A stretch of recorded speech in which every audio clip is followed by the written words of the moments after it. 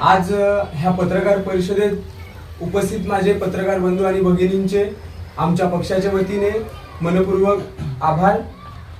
पत्रकार परिषद बोलवण्याच्या मागचं मुख्य कारण की कालपासून वसई विरार शहर महानगरपालिका असेल किंवा सर्वच नगरपालिकेच्या हद्दीमध्ये आचारसंहिता लागू झालेली आहे।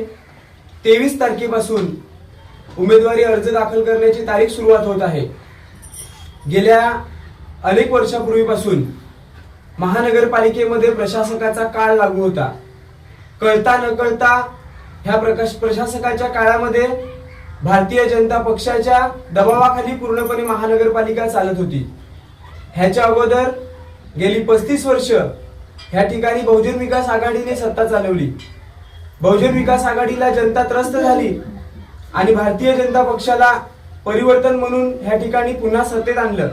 मात्र आताच्या घडीला वसईच्या जनतेला असं वाटते की भीक नको पण कुत्रा आवड अशी परिस्थिती निर्माण झालेली आहे। आणि ह्याच्याकरिता आता आमच्या पक्षाने निर्णय केलेला आहे की वसई विरार शहर महानगरपालिकेच्या हद्दीतील टोटल 115चे 115 जागा आम्ही लढवणार आहोत। आम्ही स्वतःच्या ताकदीवर सध्या तयारी केलेली आहे, कारण की ह्या दोन्ही पक्षाच्या विरोधात सतत जनतेच्या मुद्द्याला घेऊन रस्त्यावर उतरून रात्र दिवस न बघता वर्षाचे 12ही महिने 365 दिवस जे कोणी सत्तेवर येतील, शासन असेल प्रशासन असेल, ह्यांच्याशी संघर्ष आमचा चालूच राहिलेला आहे। मात्र ह्या आंदोलनांमध्ये आता नुकताच गेल्या महिन्यात महानगरपालिकेवर 5000 लोकांचा भव्य असा मोर्चा काढण्यात आला होता। जेव्हा वसईची कष्टकरी जनता रस्त्यावर उतरली तेव्हा महानगरपालिकेचे मुख्य द्वार बंद करण्यात आले आणि आम्ही लोकांनी भूमिका घेतली की आम्ही ह्या देशाचे मालक आहोत। आम्ही ज्यावेळी टॅक्स भरतो तेव्हा इथं बसलेल्या अधिकाऱ्यांना पगार मिळतो आणि ही अधिकारी वर्ग कोणाच्या दबावाखाली काम करतो। महानगरपालिकेचे गेट न जुमानता कंपाऊंडच्या वरून चढून आणि महानगरपालिकेच्या आतमध्ये घुसण्याची आम्ही हिंमत दाखवली आणि त्यावेळी वसईचे दोन्ही आमदार आतमध्ये बसलेले होते।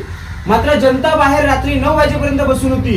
ह्या आमदारांना जनतेशी काहीच पडलेलं नाही। एकही आमदार समोर आला नाही आणि जनतेचे प्रश्न काय आहेत, काय मुद्दे घेऊन लहान लहान दूध पिते पोरांना महिला घेऊन बसल्या होत्या, कोणी समोर येऊन कोणाला विचारलं नाही। मागच्या रस्त्याने ही लोक पळून गेली। जेव्हा जनता रस्त्यावर उतरते तेव्हा ह्या लोकांना त्याची भीती वाटते आणि आताच्या घडीला जसं 2009 मध्ये महानगरपालिका नको म्हणून वसईची जनता रस्त्यावर उतरली आणि अतिशय आक्रमक पद्धतीने आंदोलनं झाली, लाठीचार्ज झाला, लोकांनी मार खाला आणि त्याच्यामध्ये आमच्या माजी नगरसेविका मथुरा भोईर असतील, ह्या मथुरा भोईर आहेत। वसईला ज्यावेळी आंदोलन झालं त्यावेळी पोलिसांच्या लाठीचार्ज मध्ये त्यांचा हात मोडला।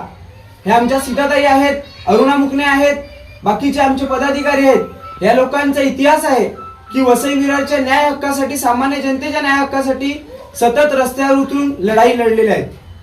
मात्र आताच्या घडीला आम्हाला ठामपणे असं वाटते की वसईची जनता ह्या सर्वांना कंटाळलेली आहे आणि आता तिसरा पर्याय हवा आहे।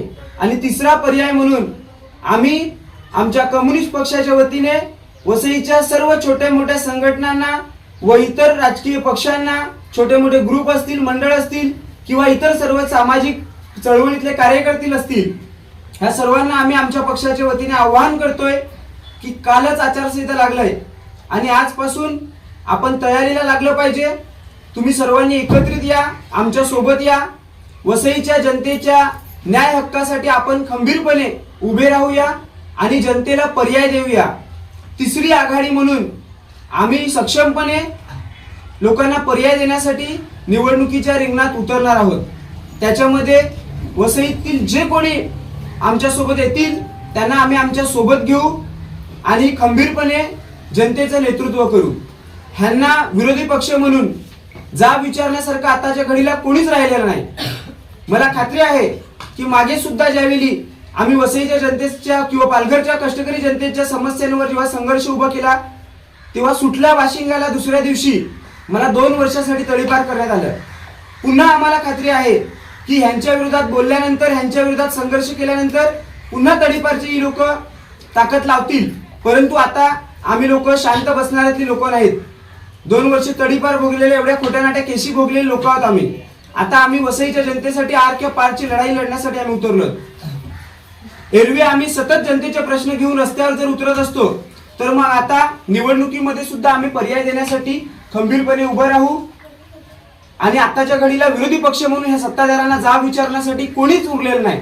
आणि म्हणून आम्ही लोकांनी निर्णय केलाय, बाकीचे बहुजन विकास आघाडीची लोक असतील किंवा काही भारतीय जनता पक्षाची सुद्धा काही लोक आमच्या टचमध्ये आहेत, आमच्या कॉन्टॅक्टमध्ये आहेत, की ती लोक ह्या सगळ्या गोष्टीला त्रस्त झालेले आहेत.